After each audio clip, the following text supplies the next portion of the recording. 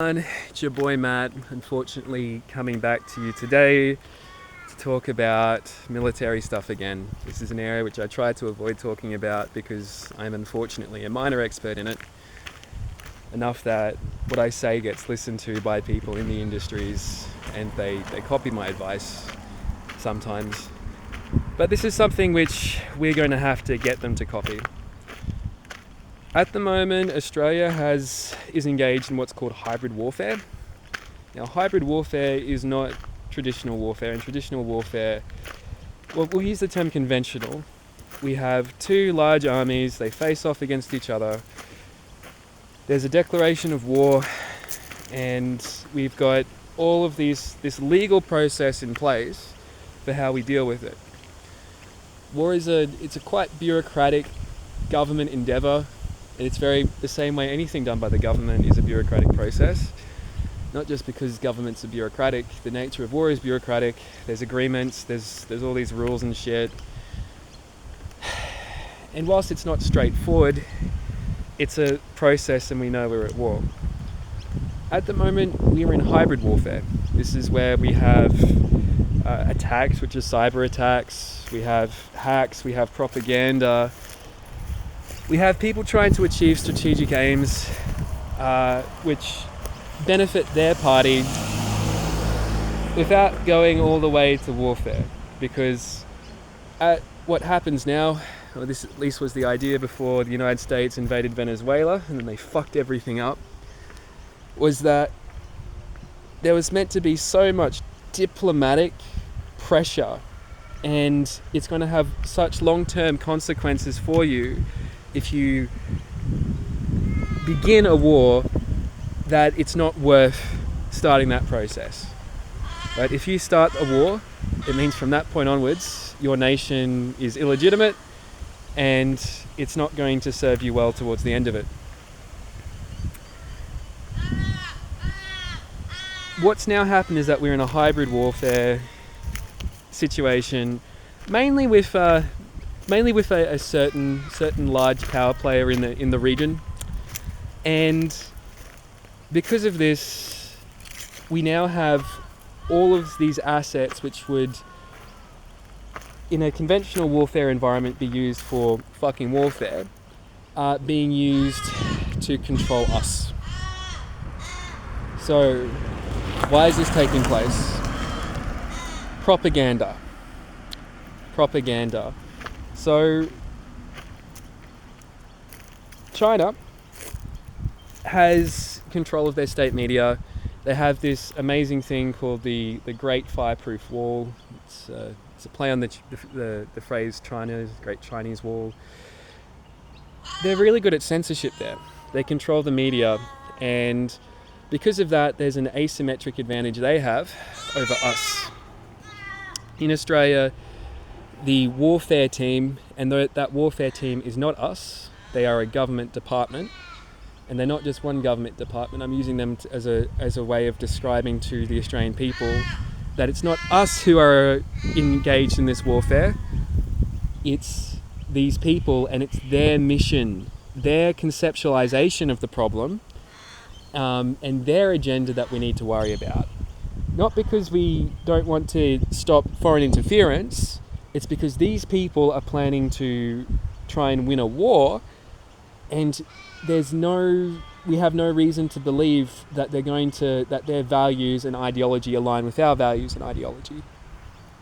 We have no reason to believe this whatsoever.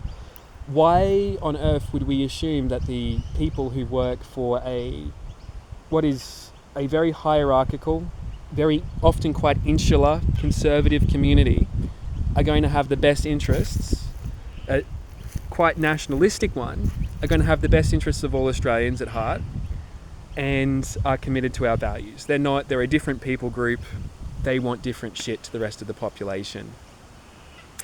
And what happens here is that we end up with a situation where they start trying to influence our media by using our government information warfare apparatus, such as our television services, such as the Australian Broadcasting Commission, and other government and non-government entities to try and get their message to the people. So we return to basic World War II propaganda. We need recruitment. We make the Nazis the enemy. We need people to join to fight them. And that's how it worked traditionally. But now things are more sophisticated, a shit ton more sophisticated. We are able to conceptualize things as targets and things which exist within frameworks. So politically, at the moment, we have this issue with Israel committing a genocide. They are committing a straight up genocide. And that's a horrific thing. Our government, and this is where we take a shift away from talking about warfare with China and just general geopolitics, right? Israel is an incredibly important piece to all strategy in the Middle East over the last 20 years, because Israel's next to Iran, and if Iran gets nuclear weapons, then you've got a group of crazy theocrats who want to blow things up. And what's happened is that our military apparatus, our war planners, the people in that war department, the war team, who is not Team Australia, they've looked at this situation and they've gone, okay, we need to keep public support for Israel, because if Israel doesn't have public support, then we're worried about Iran getting nuclear weapons. And if you are a strategist, that makes a whole heap of sense, because that would be like the worst thing you could possibly imagine. The worst thing you can is having a crazy person with access to a device which can kill that many people. But it's more than that. It's also, you need to understand that these are people. And in the cyber warfare community, the Israelis are considered the best. They are the best at cyber warfare. And the strategies they use are useful to them in their situation, and I don't think they're as transferable to Australia as people in the cybersecurity community might think. But these people, they're not the camaraderie and love that people in the military community have for the Israelis is strange. They spend so much time, so much of their work is based on propaganda, the Israelis. They try so hard to have a good public image so they can get away with these atrocities. And what's happening is that unfortunately our government, not our parliament, this is not something I put on the hands of Anthony Albanese, but our government, the executive branch, which is a separate branch, these people, they're the ones who are making the decisions, and they're the ones who are talking amongst organisations such as the Australian Broadcasting Commission and other media outlets to try and make sure that they maintain control of the message. And it's terrible. And it's a line that we should never have crossed, but it's a line which was crossed. And it comes from this hybrid warfare situation where you look at what the enemy might have and what they will do. You look at your situation and you're going, well, now I need to also make these decisions. So in the case with the war with China, and there's also this soft power element to it where the Israelis are the best in the industry, and they have all this kudos because of that. So what we need to do is that we need to return to our values as a people and remember that we are not a major player in geopolitics. The only area that we should think of ourselves as a major player in is the South Pacific. And I'm not saying that to dissuade our influence. I think we should absolutely play a very critical role in geopolitics. I'm been quite impressed with our current government's approach to it. I think Penny Wong is exactly the person to have as the foreign minister. But we have limited power and we are not responsible for Iran. If someone's going to be dealing with that problem, it's going to be the Americans. And they're just fucking invaded Venezuela. So, what we need to do is that we need to take 10 fucking steps back. We need to understand our theatre of operations, and we need to understand what is being lost here, and we also need to acknowledge that the military is not responsible for our civic life, and they are not skilled enough, and they'll take that as a challenge, and it's not meant as a challenge. It's outside of the institution's objective. I do not want to give a group of people who are trained to kill other people and whose job as an institution is mass organized violence, control over my civil life. I want these guys to stay the fuck away from our culture and society. They have no place touching it. And I need them to sort of to kind of just have a little bit of humility with what our government is and what games we play.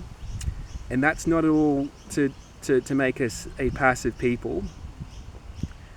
I've talked very vocally about how much I want Australia to be a genuine, sovereign, independent middle power. But this is what independence is. It's dealing with our shit. Right? That's not our problem. The Americans are not our problem in Iran. Iran is not our problem. Of course, it's everyone's problem if they get nuclear weapons. But at the moment, the present disaster is a fucking genocide. Let me say that again. A genocide. Okay? That's the kind of thing that we should be fighting against, if we're being honest and moral about ourselves. And from a policing perspective, I can sort of see how people in these institutions, they get frustrated because culturally the people who often attend these rallies, there's always a percentage of people at the rallies who are just dickheads, who are just narcissistic people who are there flying a flag because it gets them attention. And not everyone, and there's going to be around, I'd say, 20 to 30% of the people who attend a rally, and often they're the most vocal people, are these fucking dickheads.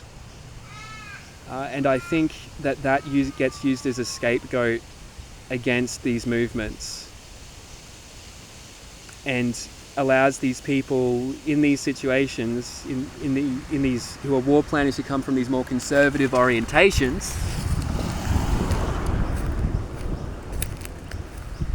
to view what they're doing as justified, and because they're fighting sometimes people on a loud horn who are not as clued into the situation as they should be. When I talk about the situation in Israel, no one at these rallies is talking about the situation in Iran.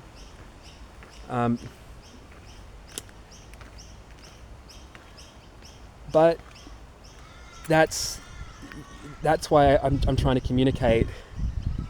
It's not Australia's problem. Okay? If I would choose, and this is something which I will permanently lose my credibility for to some people, I would tolerate an apartheid in Israel if it meant Iran didn't get nuclear weapons.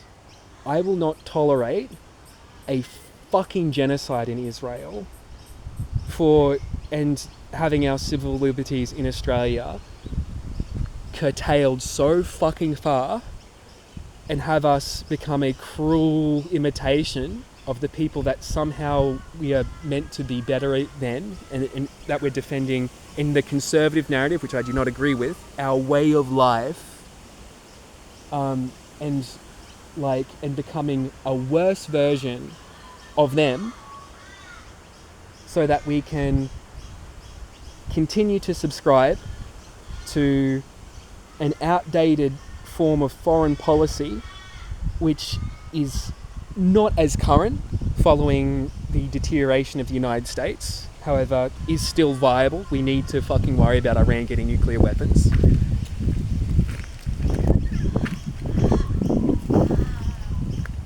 It's not a good situation, okay? It doesn't make sense, and it's because of it really goes down to the culture of these institutions and the people who are in them. And the thing to do isn't just to bash that, right? I've had to spend a lot of time bashing these things. I prefer to have a more constructive approach, because it bashing people, it alienates them. These institutions, if we are looking for a practical outcome, need to be able to develop some fucking guidelines. So in the NDIS, we've got these things called restrictive practices, and it's all about protecting the rights and liberties of people with disabilities. It's all about ensuring that these people maintain their dignity and that they're not abused. They don't have what are called restrictive practices, which are limitations to their freedoms. And each time you put something on such as a limitation to that freedom, it's a large amount of paperwork. It's a process. It needs to be a similar thing for everything which is happening with our government and our cyber warfare and cyber security apparatus. Now, these people don't want to hear that, because that curtails their power individually. It doesn't curtail the power of the institution, but these people individually are the problem. Okay? Now, and there's not too many of them, right? Like, there's a small enough amount of these people that you can do a cultural intervention on it. It's not impossible to do that. We can come up with policy and procedure bureaucratically to address this. The issue is that there's a lack of willingness and the motivation for individual power and desire to have impact.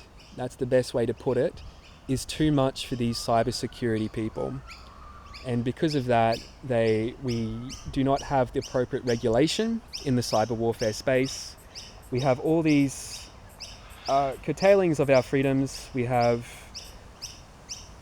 strange propaganda shit happening with our government and the ABC and these different institutions.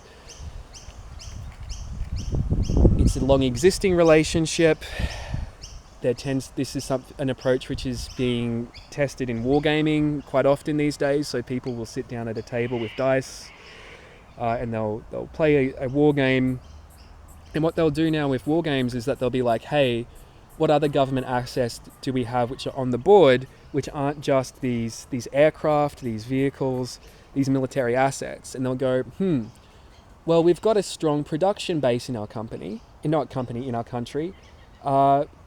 But that's an asset. We've got these amazing IT companies. Let's get them to create the software packages that we need and be able to solve all these specific problems that we're having, that we could deal with in this warfare situation, right? Whether that be different hacking utilities or different shit. I may not be communicating this as best as I'd like to, but it's very strategic, okay? It's very strategic, it's quite abstract, and what is considered a military asset is not what you think. There's a very famous, the process of this began, I think, just after World War II, where military theory and military science became a thing. And you'd have, one of the things that they taught me at the Naval College is is the basics for how you plan an operation from the very onset at a strategic level. And you have, one of the things that they used to do is that they'd have this big fucking table, okay? And on that table you'd have a series of assets down the bottom, and you'd have a series of assets up the top. And the assets down the bottom impact assets up the top. So if you eliminate the thing down the bottom, it gets rid of the thing at the top. And so what they'd always do is that they would hunt these things which are down the bottom, which are things like petrols, oils, and lubricants. So none of their cars work, which means they can't move, which means they're stuck in their location, or something similar to this. And they can't advance, so they now can't attack you. So it's a series of things like this. It's a very in-depth, quite full field. People go, they do master's degrees in this.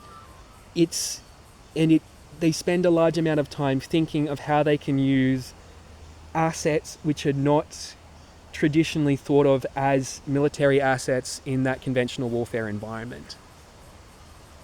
The process of this, though, the downsides of this process is that now we need to protect ourselves against our military, because we don't need to worry about our military, enemy militaries invading us and doing bad things to us and limiting our civil freedoms and rights. And that's the big thing.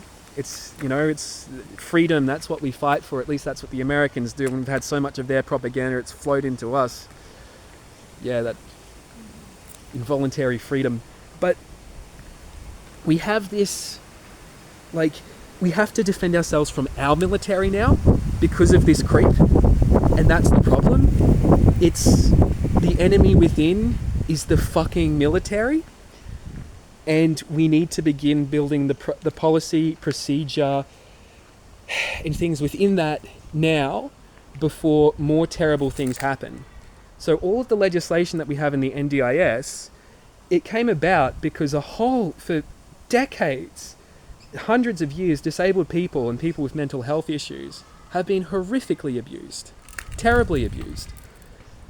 It was very hard learned what rights you need to give a person with disability so that they aren't terribly treated.